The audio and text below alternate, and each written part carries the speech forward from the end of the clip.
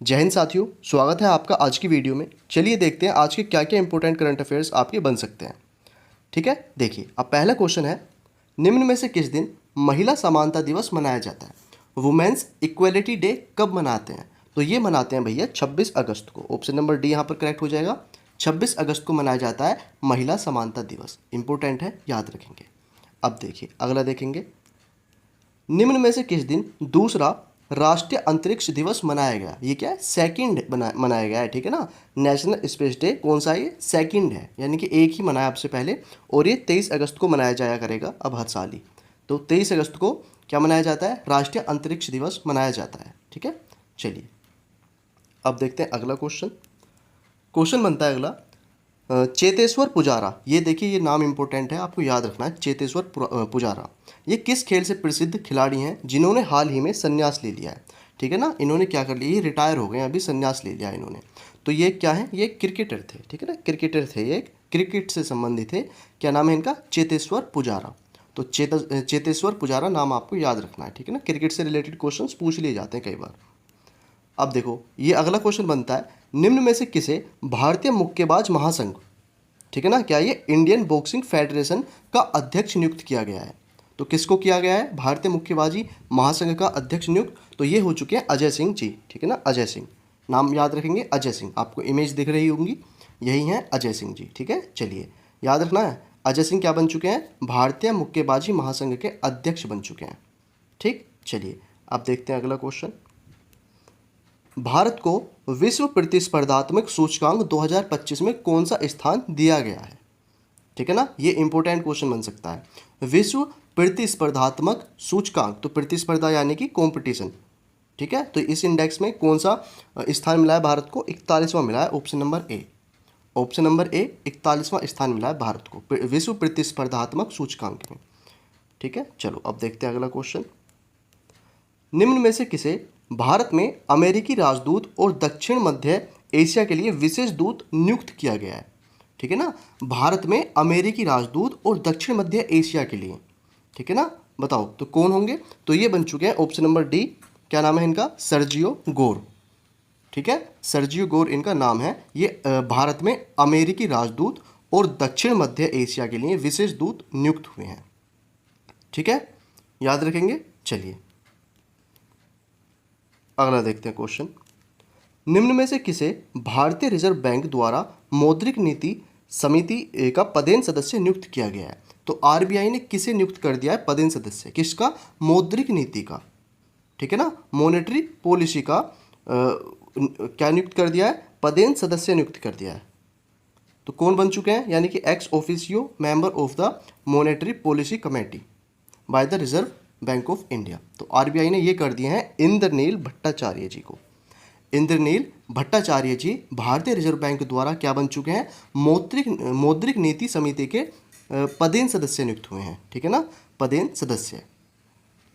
चलिए अब देखते हैं अगला क्वेश्चन क्या बनता है। क्वेश्चन बनेगा अगला आपका, निम्न में से किसे भारतीय विज्ञापन एजेंसी संघ यानी कि AAAI फुल फॉर्म आ जाए तो association of advertising agencies of India यानी कि AAAI का अध्यक्ष नियुक्त किया गया है?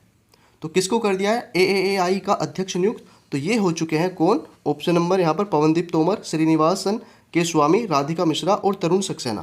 तो यहाँ पर करेक्ट हो जाएगा आपका ऑप्शन नंबर बी, श्रीनिवासन के स्वामी को। ठीक है ना, श्रीनिवासन के स्वामी ये हो चुके हैं। याद रखना आपको, ये क्वेश्चन भी थोड़ा सा इंपॉर्टेंट है, अगर पूछ लिया जाए तो भूलेंगे नहीं आप। अगला देखिए बनता है, निम्न में से हाल ही में किसे उपराष्ट्रीय सुरक्षा सलाहकार नियुक्त किया गया है? डिप्टी नेशनल सिक्योरिटी एडवाइजर कौन नियुक्त हुए हैं? राष्ट्रीय कौन से हैं ये? उपराष्ट्रीय सुरक्षा सलाहकार, डिप्टी नेशनल सिक्योरिटी एडवाइजर।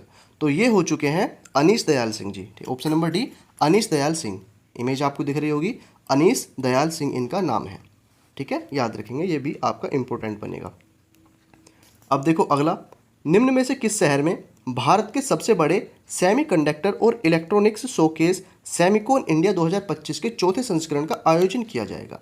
नाम क्या है? नाम आपको याद रखना है पहली बात तो इसका। कौन सा है ये आयोजन? तो इसका नाम है सेमिकॉन इंडिया 2025। कहाँ पर ये इसका आयोजन किया जाएगा? नई दिल्ली में किया जाएगा। ऑप्शन नंबर डी यहाँ पर करेक्ट होगा पहली बात तो। ऑप्शन नंबर डी नई दिल्ली, न्यू दिल्ली में इसका आयोजन किया जाएगा। नाम आपको याद रखना है इसका बेसिकली, सेमिकोन इंडिया इसका नाम है, 2025 का ये संस्करण है और चौथा संस्करण है ये, सेमिकोन इंडिया। ठीक है ना, याद रखेंगे। अब देखते हैं अगला बनता है क्वेश्चन आप लोगों के लिए, निम्न में से किसे एशिया प्रशांत प्रसारण विकास संस्थान यानी कि AIBD के कार्यकारी बोर्ड का अध्यक्ष नियुक्त किया गया है? Asia Pacific institute for broadcasting development, ये इसकी फुल फॉर्म होगी। तो कौन इसके कार्यकारी बोर्ड का अध्यक्ष नियुक्त कौन हो चुके हैं इसके अध्यक्ष? तो ये एक सेकेंड, अध्यक्ष नियुक्त किया गया, हाँ किसको किया गया? तो ये हो चुका है ऑप्शन नंबर ए, भारत को। ठीक है ना, भारत को एशिया प्रशांत प्रसारण विकास संस्थान यानी कि Asia Pacific institute for broadcasting development, ठीक है ना, इस बोर्ड का अध्यक्ष नियुक्त किया गया है। चलिए, और एक कार्यकारी बोर्ड के अध्यक्ष बने हैं और बना है कौन? भारत। अब देखते हैं अगला क्वेश्चन, इसरो के अध्यक्ष वी नारायण ने कब तक गगनयान की पहली परीक्षण उड़ान की घोषणा कर दी है? तो इसरो के अध्यक्ष कौन? वी नारायण। कब तक कर दिया ये घोषणा? तो दिसंबर 2025 तक ये करेंगे, क्या कर लेंगे? गगनयान की पहली परीक्षण उड़ान ये कर लेंगे। ठीक है ना, याद रखेंगे, गगनयान की पहली परीक्षण उड़ान की घोषणा कब तक कर दी है? दिसंबर 2025 तक ये इस काम को कर लेंगे। नाम क्या इनका? वी नारायण है। अब अगला देखो क्वेश्चन, जसविंदर भल्ला कौन थे जिनका 65 वर्ष की आयु में निधन हो गया? तो भाई ये अभी इनका हाल ही में निधन हुआ है। नाम है इनका क्या? जसविंदर भल्ला। 65 वर्ष के थे सिर्फ ये। और ये कौन थे? तो ये एक एक्टर थे, ठीक है ना, और ये पंजाबी एक्टर थे, एक कॉमेडियन एक्टर थे एक, ठीक है ना। कौन थे? पंजाबी, याद रखेंगे। चलिए अब देखते हैं अगला क्वेश्चन। अगला क्वेश्चन क्या बनता है आपका? अगला क्वेश्चन बनता है, निम्न में से कौन भारत का पूर्ण डिजिटल साक्षर राज्य बन गया है? यानी कि फुल्ली डिजिटल लिटरेट स्टेट बन चुका है। कौन? पूर्ण डिजिटल साक्षर राज्य। तो केरल ही बन सकता है। ऑप्शन नंबर डी यहाँ पर करेक्ट हो जाएगा। ऑप्शन नंबर डी, केरल बन चुका है पूर्ण डिजिटल साक्षर राज्य। ये भारत का पहला राज्य बन चुका है ऐसा। ठीक है भाई। चलो अब देखो अगला क्वेश्चन क्या कहता है, नेहरू ट्रॉफी किस खेल से संबंधित है? तो नेहरू ट्रॉफी किस खेल से संबंधित है, इसका आंसर आप लोग मुझे कमेंट बताएंगे, जो कि आपका क्वेश्चन ऑफ द डे बनता है आज का। हॉकी, फुटबॉल, कबड्डी या टेनिस? ठीक है ना, जो भी आंसर करेक्ट होगा आप लोग इसका आंसर मुझे कमेंट बॉक्स में देंगे। और ये टेलीग्राम पर मिल जाएगी PDF, यहाँ पर फॉलो कर लेना। इंस्टाग्राम पर भी अगर नहीं किया है तो यहाँ पर सब्सक्राइब लेकिन ज़रूर कर लेना, ठीक है ना, क्योंकि यहाँ पर आप लोग सब्सक्राइब करेंगे तभी ज़्यादा से ज़्यादा लोग हमारे साथ जुड़ पाएंगे।